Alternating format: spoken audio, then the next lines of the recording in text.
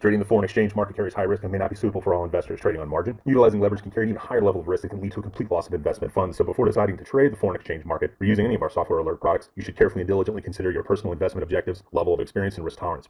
There is a possibility that you could potentially sustain significant loss. You should not invest any capital or trade that you cannot afford to lose. It is your responsibility to be aware of and understand all risks associated with foreign exchange trading and to seek professional advice from an independent certified financial advisor if you have any doubts. Auvoria Prime does not exercise trading authority over your trades. You and you alone exercise discretionary trading authority over every trade.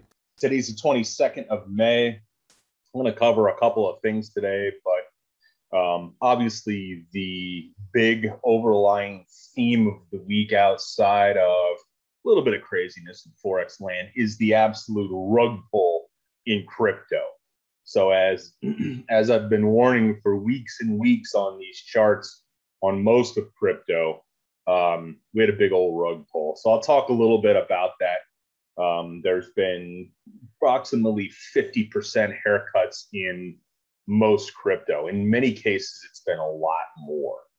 So we'll talk a little bit about that. But outside of Bitcoin and Ethereum, if there's anything you guys want me to address, not chart-wise on crypto, but just like discussion-wise related to risk management, feel free to ask. If somebody could please, in the chat window, just let me know if you could see my screen okay, if you can hear me okay. I want to make sure I am coming across loud and clear. Right. Let's take a look at the Forex calendar here. This is next week. Always make sure you change this date. Oftentimes we'll make this mistake. So let's just check the old calendar here. Tomorrow's the 23rd. Yes, the month's almost over. Hell, the damn year is almost half over. Craziness. But tomorrow, 23rd, ending next week, 29th. For those in the US, we obviously have the big holiday weekend coming up. So just do note that as well.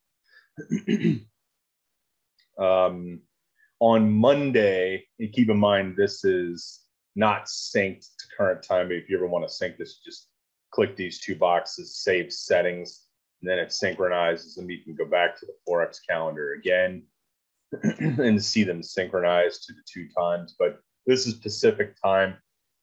Do adjust this for whatever time zone you have. Make sure you don't go off my times if you live in a different time zone. So Tuesday, Governor Bailey, anything can be said here. Obviously, there's been a fair amount of craziness in GBP/CAD/CHF type pairs. So you want to be extra cautious on Tuesday around 7 a.m. Pacific time. Essentially, it's 10 a.m. Eastern time when Governor Bailey speaks. We got the employment change on Wednesday. So again, Aussie generally been strong. Who knows if the bus stops with some of these numbers? I think the surprise to a lot of people in unemployment range is that they've been not rocketing up like some people expect, depending on the country. So just be aware of that Thursday.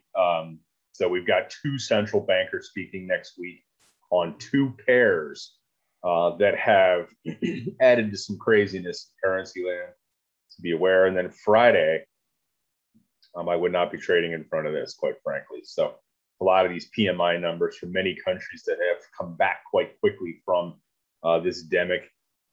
And, same thing can be said for a lot of countries doing, pretty decent job trying to get everybody vaccinated. I know it's a monumental task. So my hat's off to all those in the healthcare profession, putting up with 1 year from hell, but we couldn't do it without you guys. Thank you.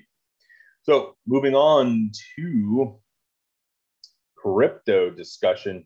First, S&P. Note, we've been bouncing inside of a range, essentially auctioning between highs and lows of this support and resistance lines up here for those of you trading equities. I'm going to try and have you guys take a little more look at equities and options. I'm trying to convince Tyler, the R&D folks, the board, the ownership of Auvoria, that I think it would be good. And, obviously these trading rooms will more than likely have an options trading room, but outside of trading binary options, just trading like regular options on stocks. I mean, you can do just as well if a stock's breaking out. And it could be something as simple as a company like use a lot of John Deere's example or Caterpillar because they're big in the machinery biz. But you know, them breaking out, buying the options or something like that can have the kind of moves, if not more, than an entire 2 weeks in currency land. So in terms of profit potential, really not requiring a lot of money inside the account. So once I've gotten through it a little bit more, one thing I am actually going to talk about next week is I opened up an eToro account, which I normally not do because I just don't believe in Robinhood. I have no vested interest in anything related to those guys. I think they just jacked the retail traders. But I did open up an eToro account, and these guys are huge overseas.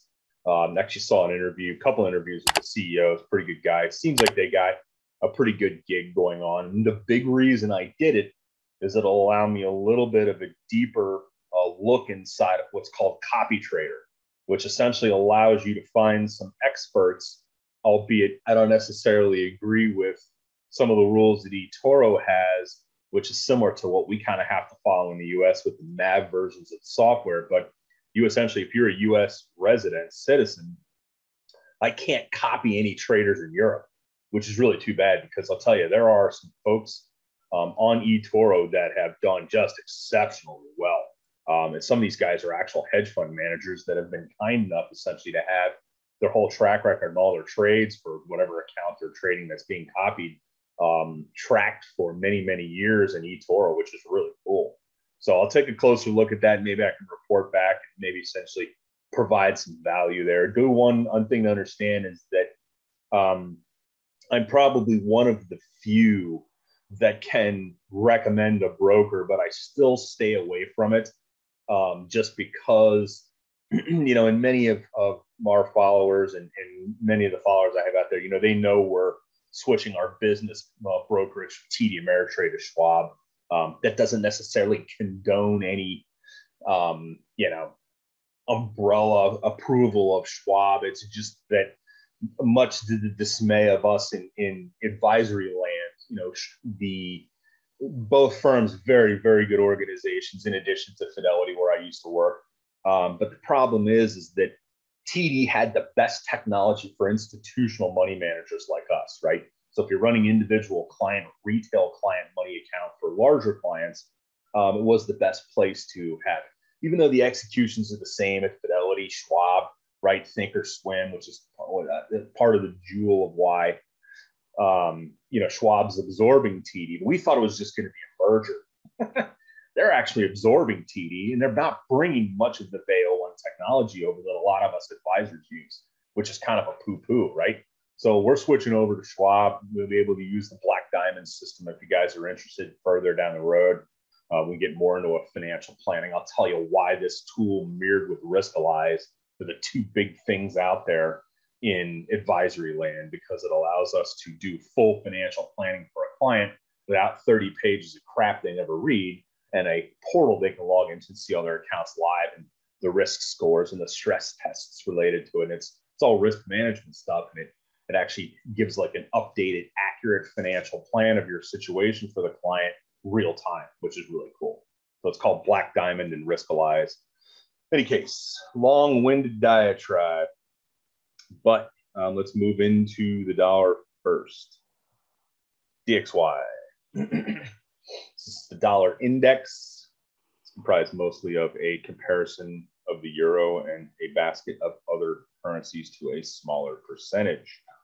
So DXY, like I had mentioned before, I expected to break this lower line and then start to head lower. If you look at the weekly chart here, we're targeting the 85 area and possibly even 80 now. It's coming a little more potentially into focus as far as the light at the end of the tunnel. And that is going to send the vast majority of other currencies, especially the Euro USD on a daily chart, let's look at first, going to send them higher.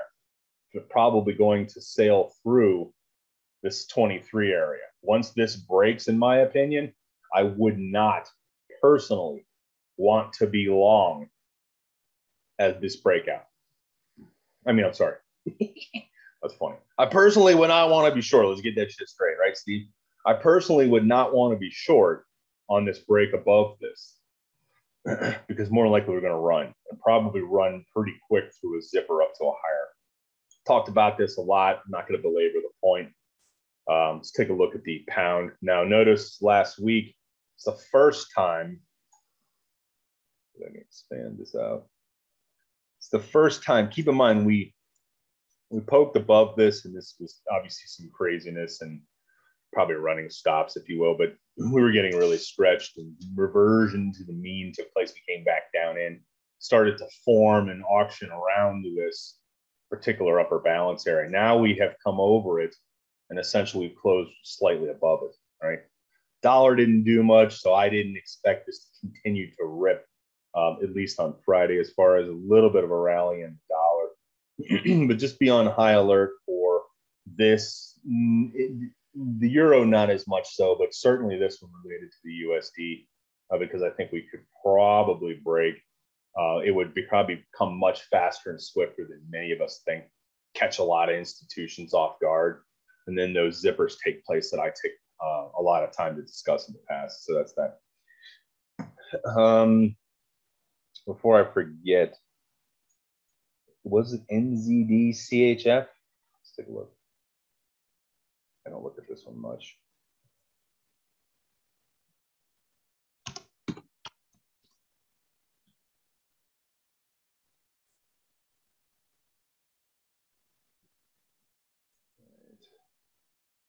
Look at the dollar daily chart first.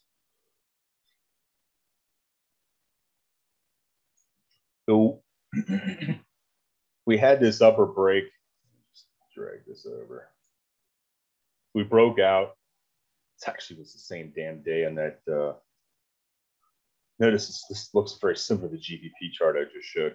So we broke out and came back down, and we formed a small base, peaked below it, got pushed back up inside it. Now we're coming down to the first, looks like the first quadrant of the previous base. So I would expect us to auction somewhere in between this area. But it does look like right here is support in the 64.30 area that has shown up with, these are Descent squeeze zones. If you guys don't know what these red and orange lines are, they change around a lot. They've been really quite accurate. So I use them in a lot of different charting for many different stuff outside of currencies, including futures and commodities and stocks. So looking at the 64, this could hold. I wouldn't expect it to hold. It would seem to me at the center point, it's called points of control, POCs. You'll obviously hear some people call them VPOCs, is going to be more of a magnet, in my opinion, which almost perfectly coincides with this 200-day brown line. So this is where I would look for this to go to and possibly pause and retrace back up. Could be wrong. We know if that's in fact the case, the 62.40 area is essentially where the breakout took place. This is a pretty solid, this line, well, you never want to like look at the lines exactly. You just want to look at like a zone, if you will, around the line. A grouping of pips in related to the zone will be an attractor if we break through the midpoint. I don't think so, though. It looks like we probably should stay right around this area, start to begin to maybe build a base for a possible rally. Although I don't really see that happen. If you just take a look at the long-term chart, you can draw all kinds of trend lines up, one right off the bottom. Arguably would probably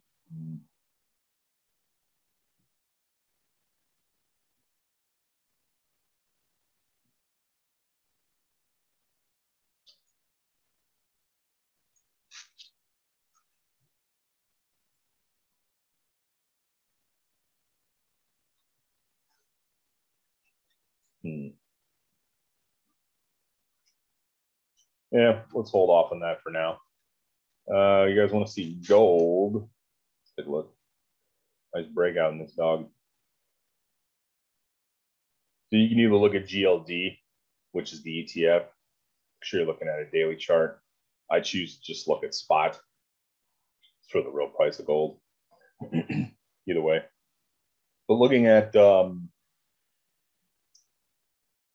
what I talked about last week, this whole area right here, the 1620, 1680 an ounce area, big support. You know, this was the double bottom pattern that showed up here in terms of my patterns. And then we've rallied off of it. It would seem to me, as I've talked a lot about in market reports and other types of calls I'm asked to do, this whole 1950 area I think is going to be the attractor. No surprise, right? I mean, especially if DXY continues to blast down through that 89.50-ish area on a much steeper trajectory down potentially. Problem is, I just don't know when it's going to hit this area. I don't know how long it's going to stay there. I mean, that's the difficult part. It's just right now, I would not want to be short gold or the miners for that matter, which is what GDX represents. See, this has been a bigger lift off the bottom. This has been almost a 30% lift off the bottom, right? The miners usually move much quicker than real gold does. So if you guys are trading any of this stuff with whatever algo or manual trading, I know a lot of folks in the Arrow group been trading this MT4 manually. You know, just know that if you're trading on the daily here for gold, I'd much rather be long than short to this upper zone.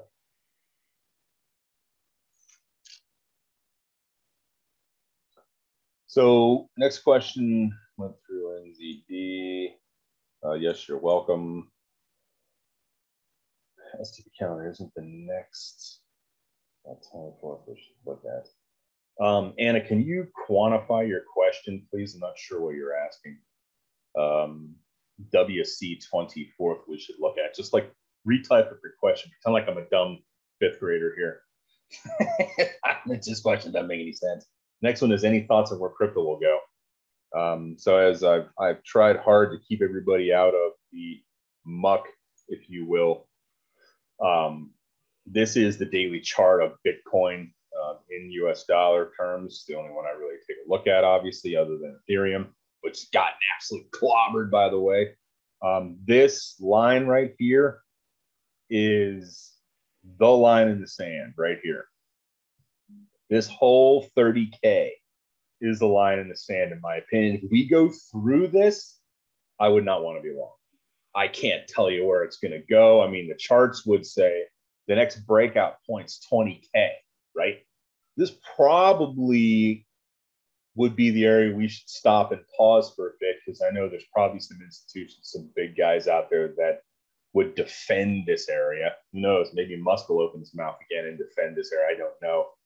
I probably personally would be a buyer in this area, only if we steadied out in this area. So the problem with most traders is like, yeah, I'm getting a 50% haircut. And I talked about a lot of this in the slides. I got a 50% off blue light special, right? But the problem is that for decent basing patterns to play out in anything, you want to see it spend some time basing out in a given area. So essentially just trading along this 20K line in an ideal situation to get long. Now, I could be dead wrong. This could be the bottom for some period of time, and we could rally back up, right? But this doesn't look, from a charting perspective, it doesn't look like, because typically you have these V reactions off these lows. Most people will, especially the institutional traders, they'll actually expect you to revisit that area. So that's what I talked a little bit about.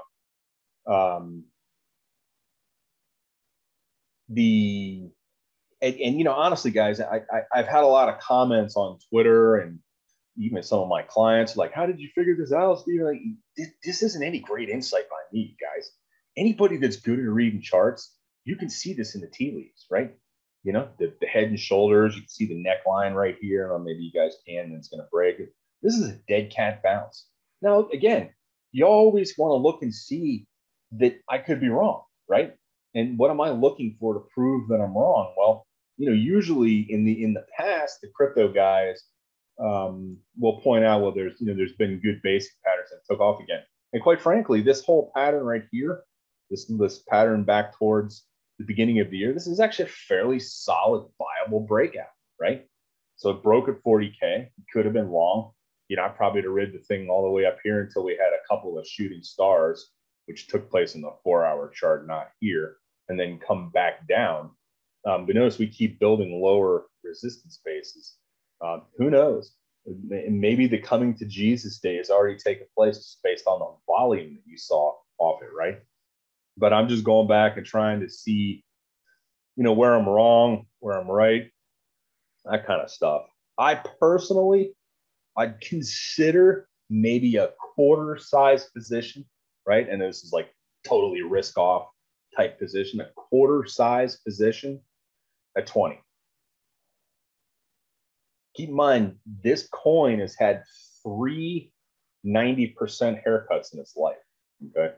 One of them was the big one that it took after the huge rally to 20K in 2017. And I was out there screaming all over social media among clients, don't be too heavy in this. We actually met with, this just blows me away. So the absolute lack of risk management. I met with a friend's buddy who just inherited like 300 or 400 grand, lives down in Escondido. And he put the whole thing in at the top. I'm like, dude, you're absolutely nuts. He's like, no way, man, it's going to the moon. And I don't know if he held it or not, but essentially it went all the way down to 90%, and it spent most of the next year 90% off, right? It's tough to hold through that period of time. Wouldn't you rather just have the patience and be a buyer, right? And even if I'm dead wrong and somebody puts a quarter position in here, this is actually something I'd consider averaging down. But these positions I put on, they're small, right? And then if you're wrong and I'm wrong, right, you don't get hurt. You don't get completely wiped out.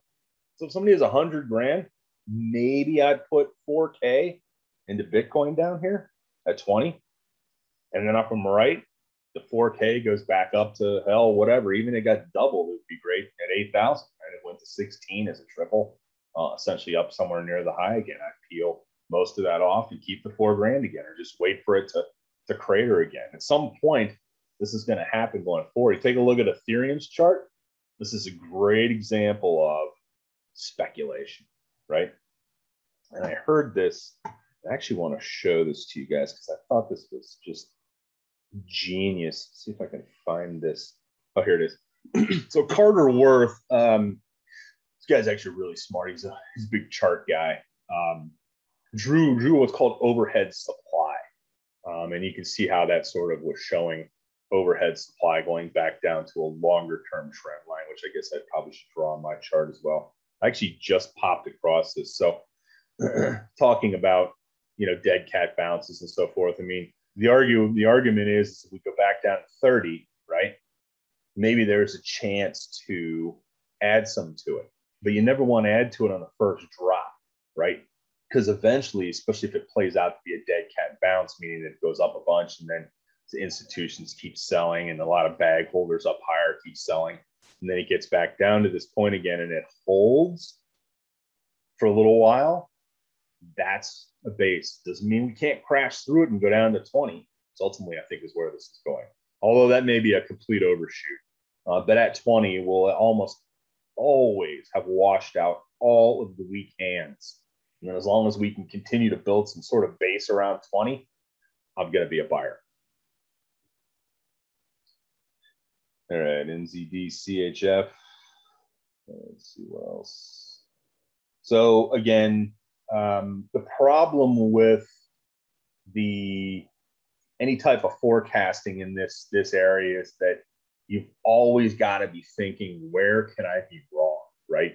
And I don't have the time during the week that Carter Worth does, or some of the big chartists out there, to put into this. So I always check my work, if you will, against what these guys are talking about. I mean, he's a much better chartist than I. He's also a really good guy. In any case, so I wanted to address on this, to be aware of this. I know we've had a couple of questions just pop up about what's going on next week. Some news. I think that unfortunately you looked at the current news week. Yeah, let's take a look next week. See, there's a great example. Somebody pointed out in the Q&A. Look at that. Of what I talk about a lot, how times you'll get caught up looking at the wrong week because you've refreshed and stuff, right?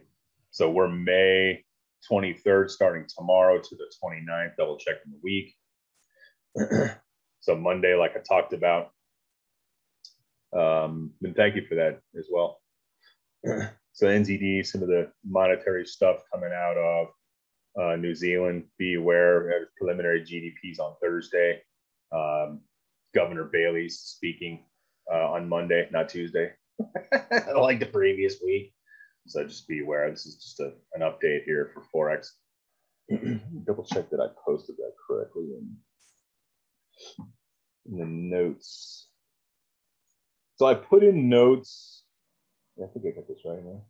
23. All right. In the back office, here's the notes, by the way. I do these each week and they go back at AP Live. You can see like subscriptions and stuff, what's going on with the times. So you can always check what I show. Like if I've made a mistake today, like this right here, like a bonehead, then I put the right one in the notes. And then we go in here. I don't do, just keep in mind, guys, I'll forward the developers' comments each week. Like Tyler just posted 3 parts that I forwarded and Dasan did yesterday. I'll forward that, and eventually when the Neo guys get done, which usually later in the day or tomorrow, I'll forward that out as well. But at the very least, you guys got to be listening to what these guys are talking about on a, their own calls, which take place each week. So get subscribed to there. So what else do I want to address? That's it for the notes, Forex, Bitcoin, Ethereum. Let's go back here real quick.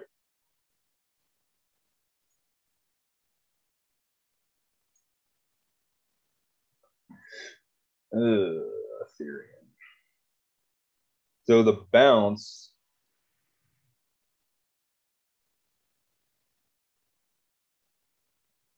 See if I can draw this line.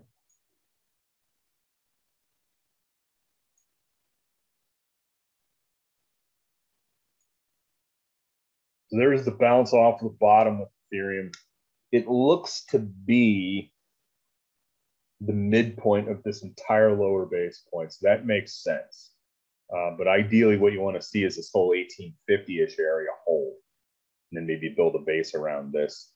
I actually honestly would want to see this. I'll just scrunch this up. I'd want to be a buyer of this, quite frankly, at the bottom breakout point, which is somewhere around 1500. May never get there, right? This could maybe just rally off. The other problem with this area is that all it takes is a couple of comments from someone big, right? Novogratz, the big holder of Bitcoin, Musk, goes on SNL, which, usually is an absolute topping point in a lot of these things historically when something crazy like that takes place, or, any of these things. So just understand that the problem I love the rally. And if you take a look at asset class studies over the last decade, right, with the exception of maybe 1 or 2 years, Bitcoin's won the asset class in returns almost every year, right? So people are like, oh yeah, I certainly argue to have more in it, right? But it's also been cut in almost 100% drop, a 90% drop 3 times in its history, right?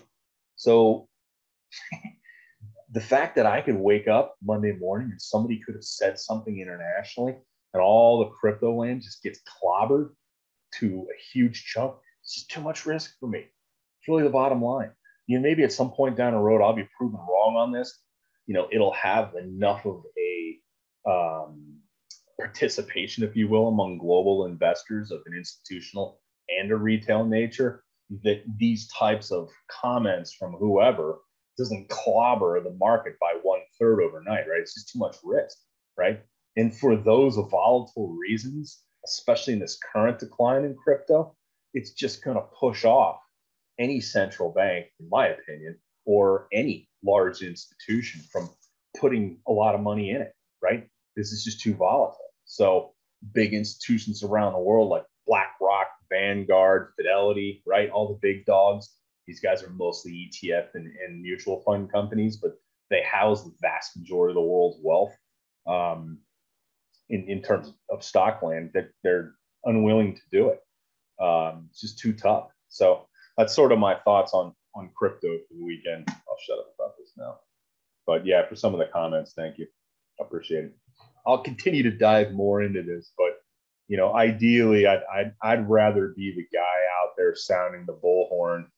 I always like to joke around about the Paul Revere thing, except I'm just a lot fatter than he is, riding around on a horse, just, you know, joking around about different stuff, but trying to sound the horn of risk.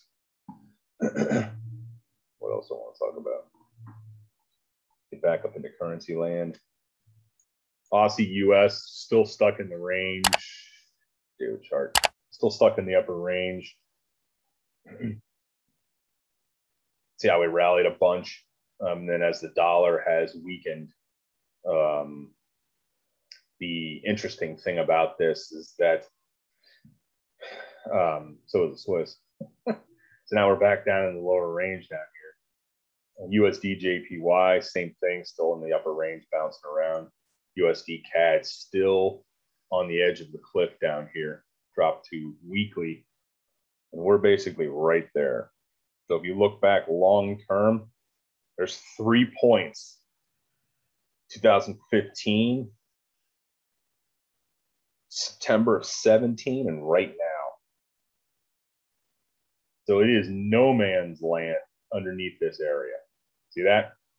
So anything you have that has CAD in it, if the dollar continues to weaken, no surprise, I would expect it would. We're probably going to be going all the way down here. It's a pretty big move.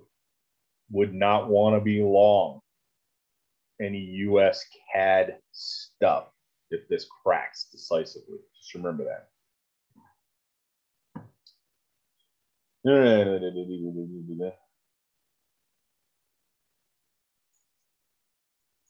What else? Kevin, if you go to right here, follow me on Twitter if you want. It's FXES Trader. This is my trading mentoring company right here. Just it's at FXES Trader. You can follow me on Twitter. Do keep in mind, most of what I do on Twitter, guys, is I just retweet really good stuff. That's very good points. I try to stay away from lots of crap and posting pictures. I don't have an Instagram account. I don't really care about Facebook. I don't deal with any of this. I know it flies completely in the face of all the builders of Auvoria, but the last thing I want is to give Zuckerberg a dime of my money. But outside of that, I don't want to give Jack any of my money either. But quite frankly, as far as really good investors and a few very nice billionaires that post a lot of their strategy on here, Jeffrey Gunlack, those type of folks. John Arnold's on Twitter as well. If you guys don't know who he is, a very popular guy in Texas, billionaire. GBP CAD, let's take a quick look. Did I not go through that one? GBP CAD daily chart. Let's reset here.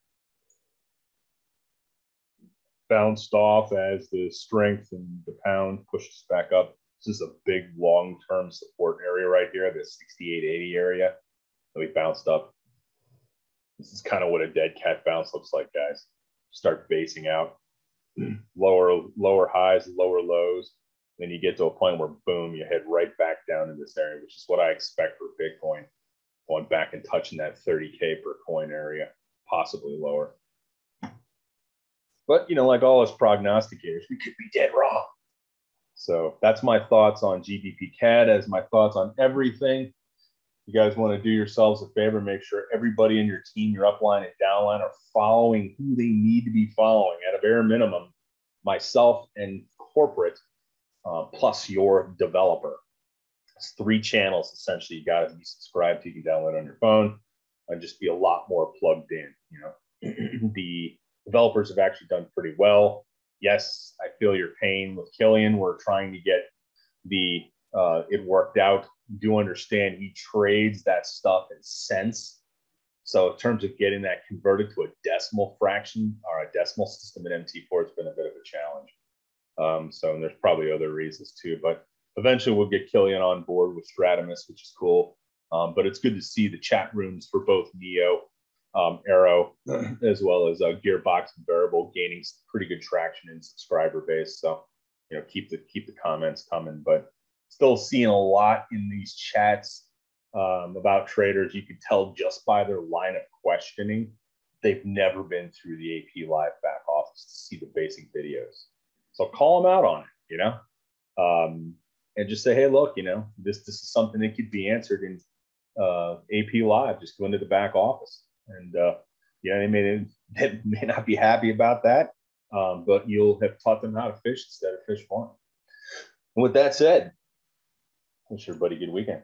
May the trades be with you.